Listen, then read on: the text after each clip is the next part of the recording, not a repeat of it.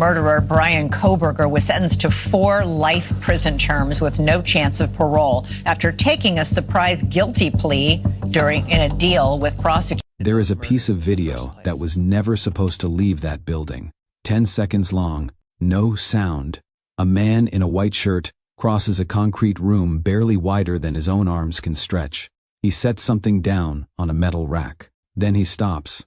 He lifts both hands up toward the light, and he stares at them. And even through a grainy phone camera pointed at a prison monitor, you can see that something is wrong with them. They are scrubbed red, raw.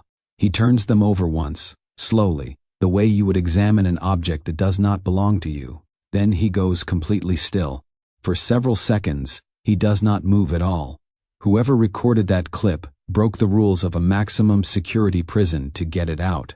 And when it surfaced online, millions of strangers watched the same 10 seconds on a loop, and almost none of them could explain why it unsettled them as much as it did.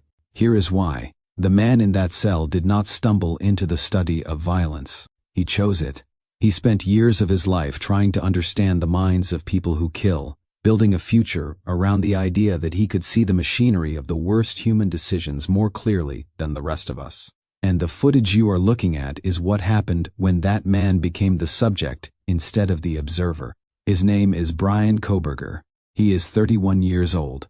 And in the summer of 2025, when the state of Idaho offered to take the death penalty off the table, he said yes. He chose to live. What I am going to show you over the next several minutes is the part almost nobody talks about. Not the murders. Not the trial that never happened. What came after the courtroom emptied and the cameras left, because there is a question buried underneath this entire case, a question nobody asked out loud on the day he was sentenced, and the research has an answer that most people find hard to accept. Did Bryan Kohberger actually choose the easier path, or did he choose the harder one, and not understand it until the door closed behind him? Stay with me, because by the end of this, you are going to look at that decision very differently. If you are new here, subscribe before we go further. Everything in this video is built on court records, prison documents, and verified reporting. No filler, no invention. And tell me in the comments where you are watching from. I read them. Let's go back to the day it started. Ada County Courthouse, Boise, Idaho, July 23, 2025. The room was full. Families who had spent 2.5 years waiting for this exact day, lawyers on both sides, journalists. And at the center of it, seated at the defense table in a button-up shirt, hands folded, face giving away nothing, sat the man responsible. For most of its life, this case had been racing toward one of the most closely watched trials in Idaho history. Then, 3 weeks before jury selection, the defense asked for a deal, and so the judge who had managed every motion and every fight over evidence, Judge Stephen Hippler, was no longer preparing for a trial. He was preparing to sentence a man who had already admitted everything. When it was his turn to speak directly to Kohberger, Hippler did not reach for the careful, neutral language judges usually hide behind. He told the room he could find nothing in this man worth saving. Whatever decency might once have existed had been buried under the choices he made. There was, the judge said plainly, nothing left to salvage. Kohberger did not flinch. No change in his face. No shift in his posture. The families had waited 900 days for one flicker of acknowledgement from him. They did not get it. Then the families spoke. One by one, the people who had lost Madison Mogen, Kaylee Gonsalves, Xana Kernodle, and Ethan Chapin stood up and addressed the man who took them, and Christy Gonsalves, Kaylee's mother, looked straight at him and did not look away. She told him he would spend the rest of his life in misery. And then she said something that was not just grief talking. She told him he was now, officially, the property of the state of Idaho. That was not a figure of speech. That was a fact about to come true. From that moment forward, every hour of his day belonged to an institution. When he ate, when he slept, when he showered, when he was allowed 1 hour outside, every single decision about his existence now belonged to the same kind of system he had once studied from the comfort of a university classroom, with a notebook and a theory and the freedom to walk out the door whenever he wanted. That afternoon, with no cameras and no statement from the defense, A transport vehicle pulled out of the courthouse and turned south. Destination, a small farming town called Kuna, roughly 30 miles away. And what was waiting for him? There was something no paper he had ever written had described from the inside. Idaho, maximum security institution. It is the only facility of its kind in the entire state. This is not where Idaho sends people who need supervision. This is where Idaho sends the people it cannot afford to lose control of.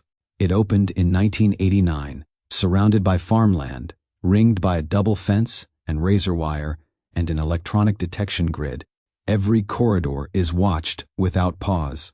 Every door opens by remote command from a central station. No incarcerated man ever touches a lock.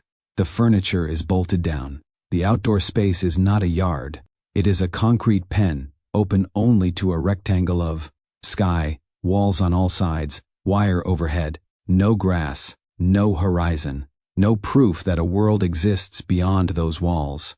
Kohberger was not sent into general population. After processing, he was placed in J Block, long-term restrictive housing. Now here is the detail that turns this whole story. J Block is also where Idaho keeps its death row. The man who pleaded guilty specifically to avoid execution now lives a few cell doors down from men who are waiting to die. Chad Daybell, sentenced to death for killing his wife and 2 children.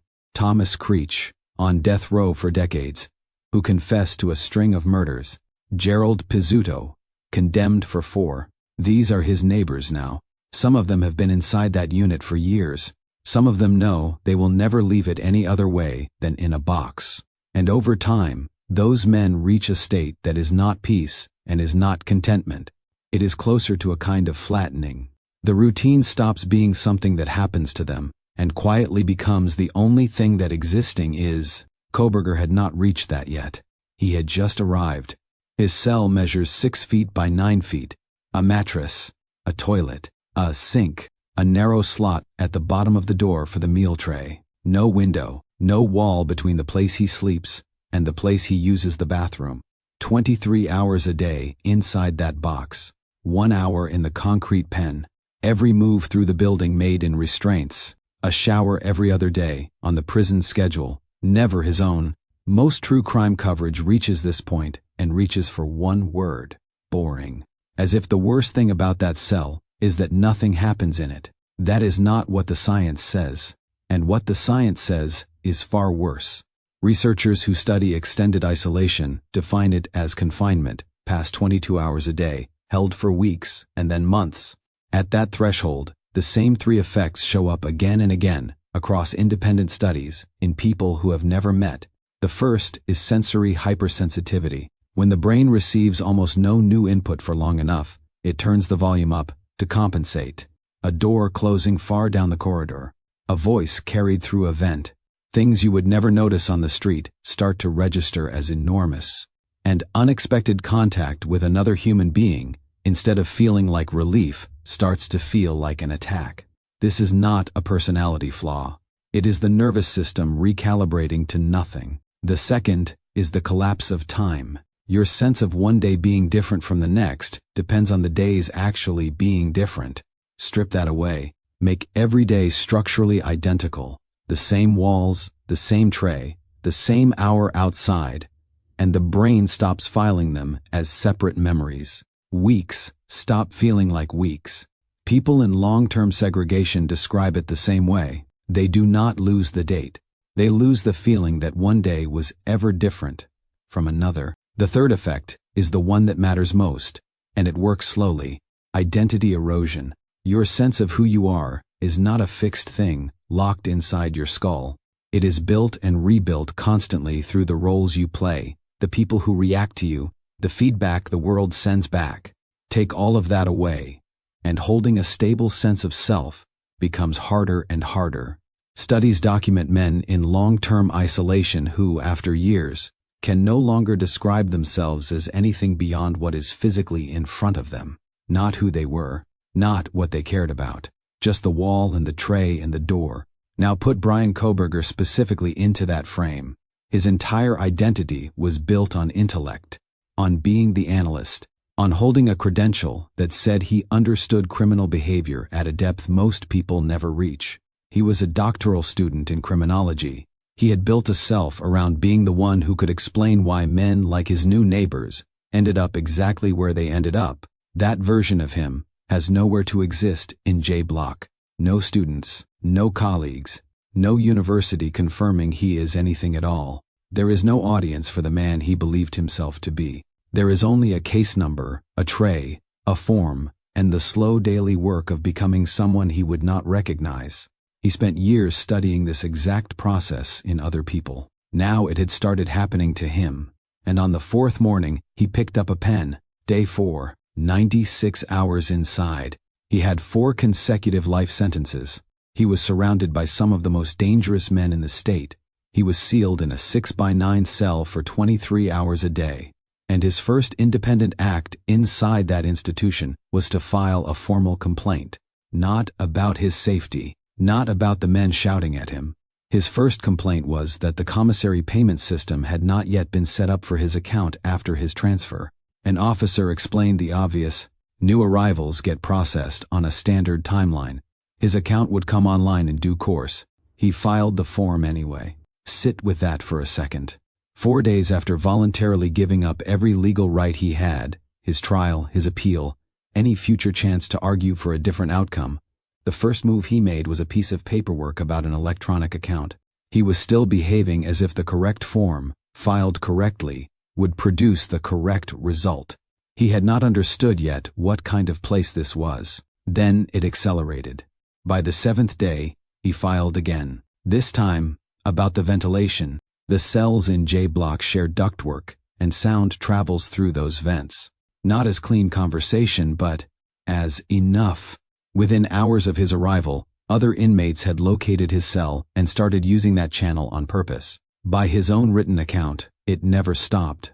Voices through the vents all day and deep into the night, with no break. Some of what came through was explicit and threatening. He described it in his complaint as constant. The prison faced a structural problem. Because the sound moved through shared ducts, there was no way to prove which specific man was responsible at any given moment. The complaint was reviewed, closed, and nothing changed.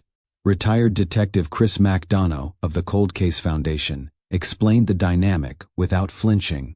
The moment a high-profile inmate enters a unit like that, the pressure starts immediately, and the institution is nearly powerless to stop it, because voices through a vent sit just below the line of anything they can actually punish. That same stretch, he reported inmates deliberately flooding their cells, letting water run until it spread across the tier. Not an accident.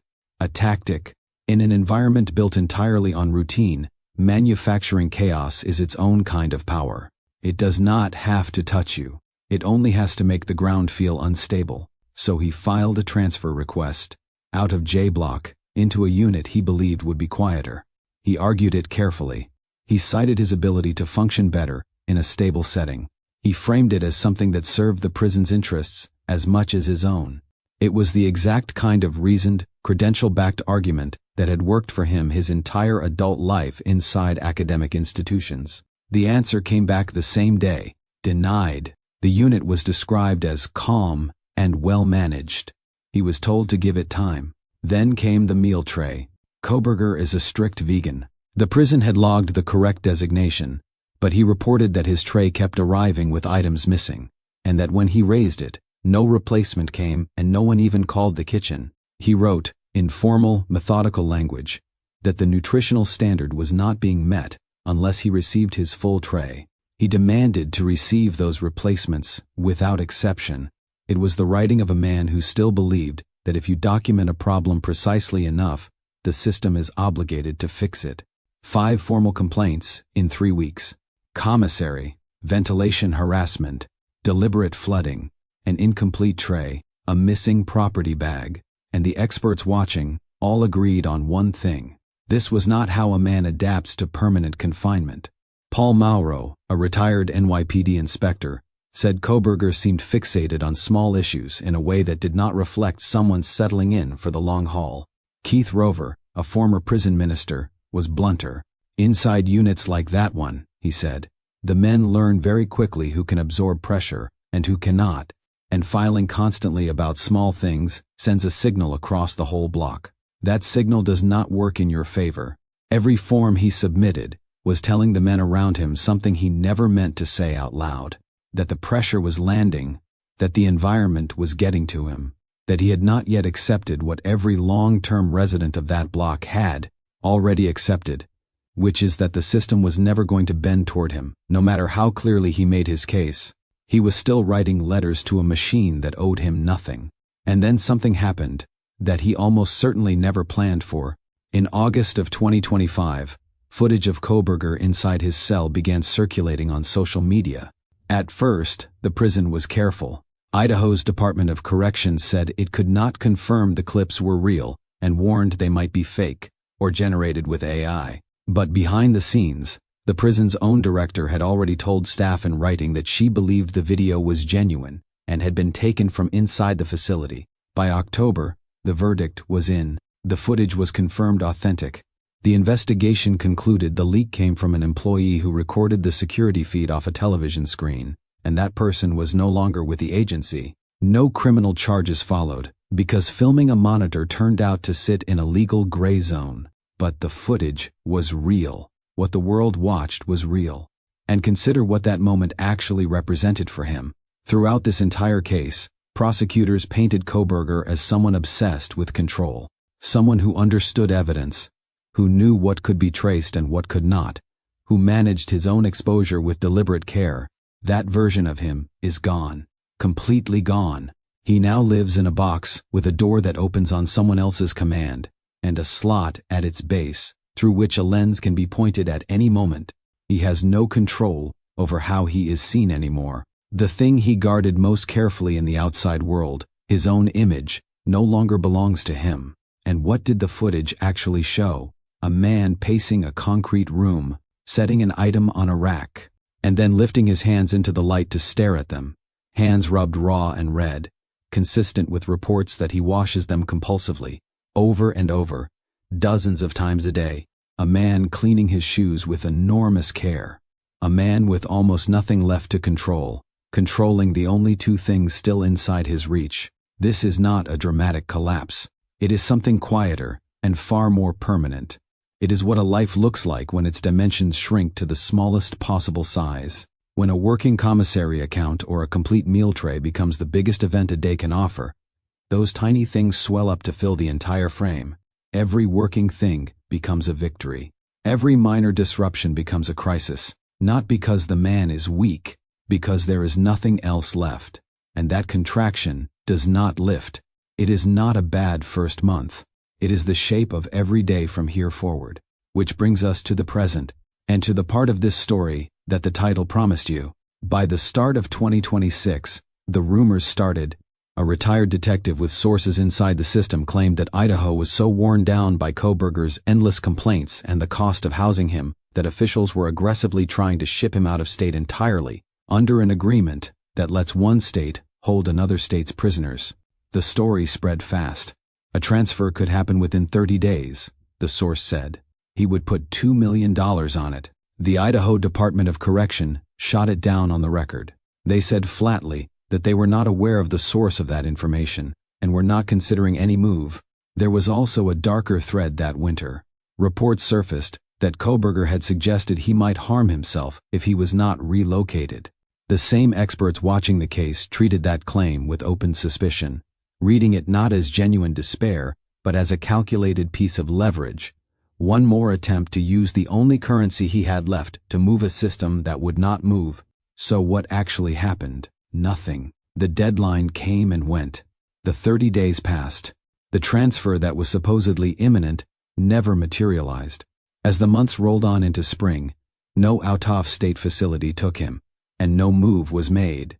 As of right now, in June of 2026, Bryan Kohberger is exactly where he was the night the transport van pulled into Kuna, J Block, Idaho Maximum Security Institution. The same cell, the same tray slot, the same vents.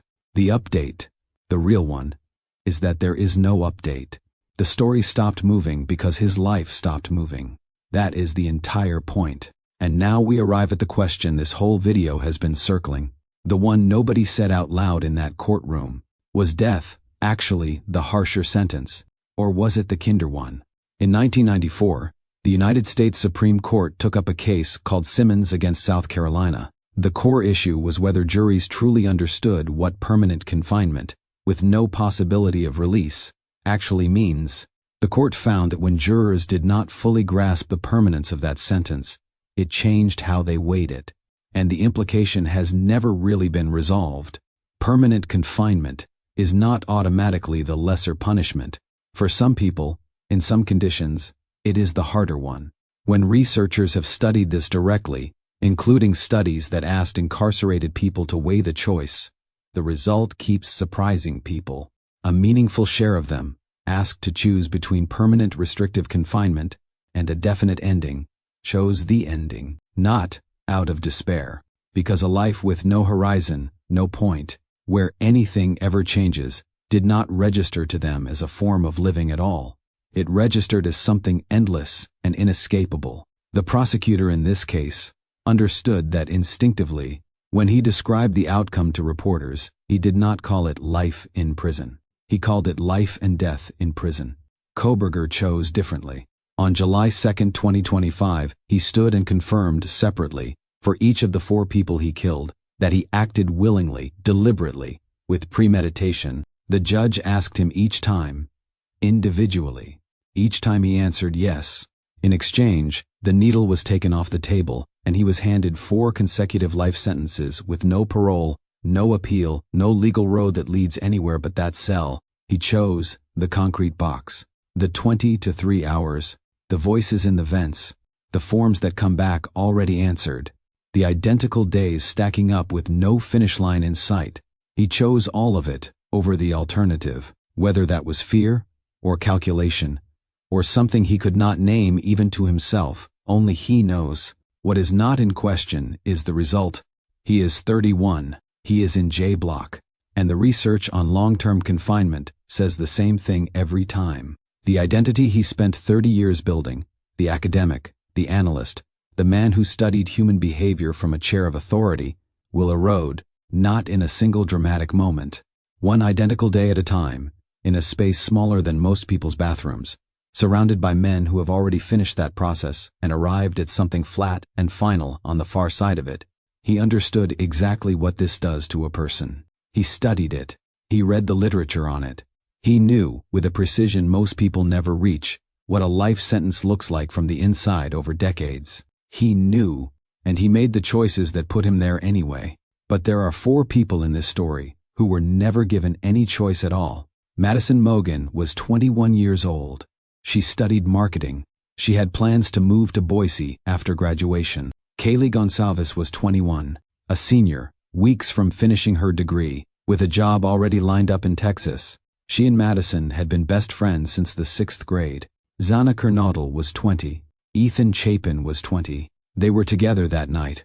2 young people at the start of everything. Not one of them reached their 22nd birthday. Not one of them had any say in what happened to them, or how it ended, on the night of November 13, 2022.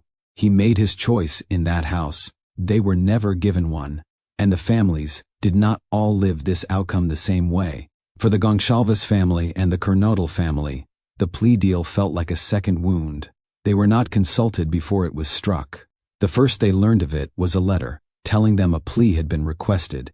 Just weeks before the trial they had been bracing themselves to sit through. Steve Gonsalves said publicly that the process failed them, that something was taken from his family in November of 2022, and then something was taken again in the summer of 2025. For the Mogen family and the Chapin family, the outcome was something they could accept. No trial meant no years of appeals, no weeks in a courtroom, while the most painful details of their children's deaths were paraded in public. The door closed, not gently, but it closed, and they could begin to grieve without a verdict hanging over them. James Allen Fox, a criminologist at Northeastern University, put the institutional logic plainly. The prosecution represents the state, not the individual families. And from the state side, the math was clean. A guaranteed permanent sentence. No risk of a surprise verdict. no decade of appeals. As a legal calculation, it made sense. Both of those things are true at the same time. The families who felt betrayed are not wrong. The state that made a cold legal calculation is not wrong either. What sits in the gap between them is something the justice system was never built to resolve. The space between institutional justice and personal justice. They are not always the same thing, and this case is where the difference becomes impossible to ignore. The judge said something at sentencing that has stayed with everyone who heard it. He said the truth of what drove Kohberger to that house may never be known. Not to the families, not to the public, not to history. The motive may simply stay locked inside the only man who has it, in a cell where it does him no good and gives the rest of us no peace. So here is where it lands. The legal chapter is closed. No more motions, no more hearings, no more arguments. He pleaded guilty. He took 4 life sentences without parole, and he signed away every road out. From a procedural view, it is finished. What is not finished is the question underneath all of it. Is permanent, unchanging confinement the right form of accountability for what happened in that house? Is a sentence with no conclusion, no ending, just decades of identical days, proportionate to 4 lives that stopped at 20 and 21? There is no single answer. The families most affected do not even agree on it among themselves. The law produced certainty and finality. Whether it produced justice depends entirely on what you believe justice is supposed to do. And what the research tells us is that the next 40 to 5 years inside that prison will do something to Bryan Kohberger that no courtroom ever could. The man he built over a lifetime will come apart, slowly, in a room smaller than most people's bathrooms, surrounded by men already finished with the same process. Unlike the 4 people whose futures he ended, he wakes up to it every single morning. And he fought to avoid death. He may have chosen something the research says people choose death to escape. So, I am handing the verdict to you. Not just yes or no. Tell me your reasoning in the comments, because the reasoning is where the real conversation lives. Was 4 life sentences in that cell justice, or was sparing him the worse outcome a mistake? If this gave you something to think about, share it with someone who followed this case. Subscribe if you are new, because the next breakdown goes deeper into the night of November 13th itself, and into the one piece of evidence that ended any chance he ever had. Every case on this channel is built on documented facts and verified sources. No speculation, no invention. In this case, the truth was already more than enough.